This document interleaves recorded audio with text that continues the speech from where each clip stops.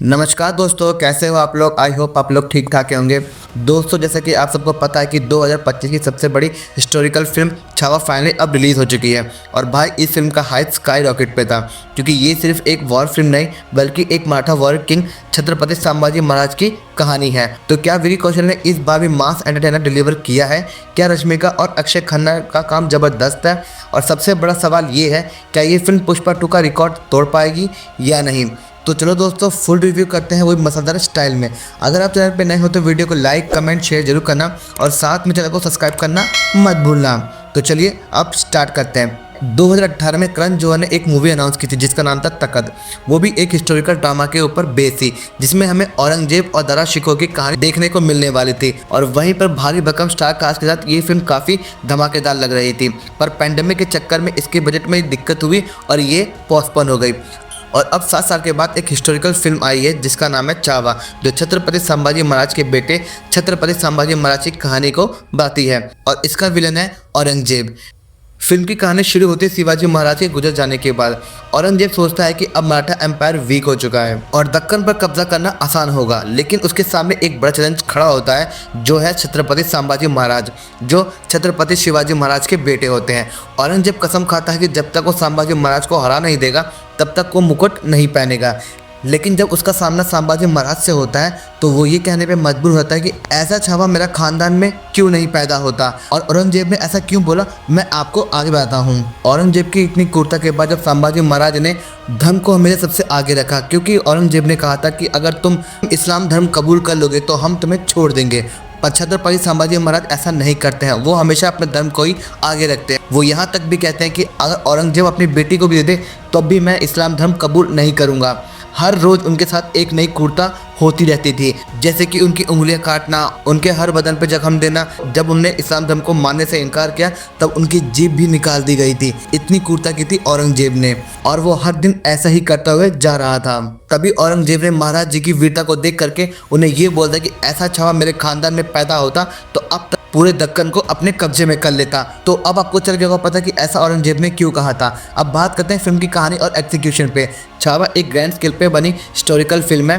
थोड़ी historical inaccuracies हो सकती हैं, पर ओवरऑल फिल्म एक साइड शो जैसी फील देता है। ऐसा लगता है कि मेकर्स ने संभाजी महाराज की लाइफ के बड़े मोमेंट सेलेक्ट किए हैं, उनको ग्रैंड लेवल पे शूट किया और जोड़ दिया। फिल्म में multiple high energy action sequence देखने को मिलते हैं। विकी कौशल को अपने करियर के सबसे ज़्यादा मैसी इंट्रोडक्शन सीन मिला है, लेकिन यहाँ एक दिक्कत है, ये सीन इतना लाउड होता है कि ओवर द टॉप लगता है। वहाँ पर एक पॉइंट के बाद इरिटेशन होने लग जाती है। बैकग्राउंड स्कोर इतना लाउड है कि आप पहले 15 मिनट में आपको अपने कान बंद करने पे मजबूर कर देंगे। इस मूवी के अंदर एक शिंडल स्टाइल रेफरेंस भी डाला गया है, जब संभाजी महाराज एक छोटे से बच्चे को बैटलफील्ड से उठाकर उसकी माँ के पास छोड़ते हैं।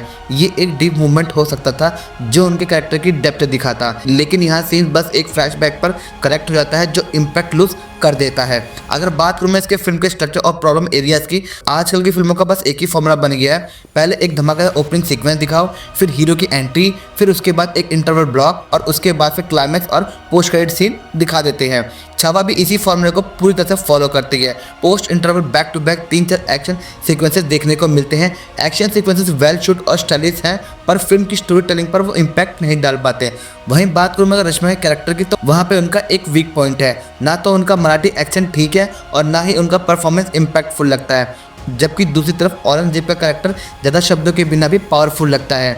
अक्षय खन्ना ने इस रोल में तो कमाल ही कर दिया है। उनकी बॉडी लैंग्वेज और साइलेंट एक्सप्रेशन ही कैरेक्टर को इम्पैक्ट बदल देता है। ये पहली बार है कि अक्षय खन्ना ने ऐसा कैरेक्टर निभाया। अक्षय खन्ना ने काफ़ी कैरेक्टर ऐसे निभाए हैं जो आज तक सभी के दिलों में बसा हुआ है। अगर मैं लेटेस्ट बात करूँ तो दृश्यम 2 में आपने उनका कैरेक्टर देखा ही था कि उन्होंने किस तरीके से अजय देवगन को टक्कर दी थी। वहीं बात करूँ अगर से क्लाइमैक्स की, तो छावा एक सबसे बड़ा प्लस पॉइंट उसका क्लाइमैक्स है। तो यहीं पर मेकर्स ने पूरा इफेक्ट डाल दिया है। कैमरा वर्क, एक्शन और परफॉर्मेंस सब टॉप नॉच है। ये 15 से 20 मिनट की फिल्म को वर्थ वॉचिंग बनाते हैं, लेकिन एंडिंग को नेसेसरी स्ट्रेच किया गया है जो थोड़ा बोरिंग फील होता है। एक और अच्छी बात यह है कि फिल्म किसी प्रोपेगेंडा एजेंडा को प्रमोट नहीं करती है। यहाँ धर्म या पॉलिटिक्स से ज़्यादा स्वराज और फ्रीडम पर फोकस किया गया है। थोड़ी सी बात हम यहाँ पे सभी एक्टर्स की एक्टिंग के बारे में बात करते हैं। विकी कौशल ने अपने करियर की सबसे ज़्यादा मैसी एंट्री ली है। एक लंबे वॉर सीक्वेंस में उनका एंट्री होता है जिसमें सिर्फ चिल्लाना और धमाका ही होता है, लेकिन भाई थोड़ा सा ओवर द टॉप लगता है। ये सीन उनको ब्रेव वॉरियर दिखाने के लिए बनाया गया है, लेकिन थोड़ा सा लाउड और एक्स्ट्रा ड्रामेटिक लगता है। एक पॉइंट पे लगता है कि विकी सिर्फ रोर कर रहे हैं, एक्शन नहीं। लेकिन जितना भी एक्शन सीक्वेंस है उनमें विकी धमाकेदार लगते हैं। उनका बॉडी लैंग्वेज, एक्सप्रेशन और फाइट स्किल टॉप नॉच है। अब बात करते हैं रश्मिका मंदाना पे। ये मूवी रश्मिका के लिए शायद थोड़ी ठीक नहीं है। ना तो उनका मराठी एक्शन प्रॉपर है और ना ही उनकी एक्टिंग इम्पैक्टफुल लगती है। जब भी वो स्क्रीन पे आती है फिल्म की पेसिंग स्लो हो जाती है। एक हिस्टोरिकल फिल्म में एनर्जी और पावर चाहिए होता है, लेकिन रश्मिका का जो रोल लिखा गया है वो शायद थोड़ा वीक लिखा गया है। उनका स्क्रीन प्रेजेंस भी एवरेज लगता है। मतलब ये है कि रश्मिका इस मूवी के अंदर फिट नहीं हो पाती हैं। तो भाई अब बात कर लेते हैं अक्षय खन्ना की, जो कि औरंगजेब के रोल में दिखे हैं। भाई अगर फिल्म में सबसे ज्यादा पावरफुल कैरेक्टर कोई है तो वो है अक्षय खन्ना का औरंगजेब। पूरी मूवी में वो शायद सिर्फ 20 डायलॉग्स बोलते हैं, लेकिन हर सीन्स में उनकी प्रेजेंस डर दिखाती है। अक्षय खन्ना चिल्लाते नहीं हैं, उनकी बॉडी लैंग्वेज और आंखों में जो टेरर दिखता है वो शायद किसी और एक्टर में दिख पाएगा। और हम सब जानते हैं कि अक्षय खन्ना की जो एक्टिंग है वो लाजवाब है। इस मूवी के अंदर उनका कैरेक्टर कोल्ड ब्लडेड है, रूथलेस है और एकदम रियल औरंगजेब का फील देता है। मूवी के लास्ट 15 से 20 मिनट इसके बेस्ट मोमेंट्स हैं। छत्रपति संभाजी महाराज और औरंगजेब का फाइनल बैटल सीन्स एक मास्टरपीस है। जितनी एनर्जी और इंटेंस लास्ट सीन में है, अगर पूरी फिल्म में होती तो ये एक मास्टरपीस बन जाती। लेकिन प्रॉब्लम ये है कि क्लाइमैक्स थोड़ा खिंचा हुआ लगता है, अननेसेसरी सीन ऐड किए गए हैं। तो दोस्तों छावा एक ग्रैंड हिस्टोरिकल वॉर फिल्म है जो विजुअली स्टनिंग और एक्शन पैक्ड है, लेकिन वीक स्क्रीन पे और ओवर ड्रामेटिक मूवमेंट उसके इम्पैक्ट को थोड़ा कम कर देती है। विकी कौशल फुल पावर में है, अक्षय खन्ना ने जबरदस्त एक्टिंग करी है, लेकिन रश्मिका मंदाना शायद पीछे रह गई है। एक्शन और क्लाइमैक्स फिल्म का हाईलाइट है, लेकिन थोड़ा बेटर राइटिंग होती तो ये फिल्म ऑल टाइम ग्रेट बन सकती थी।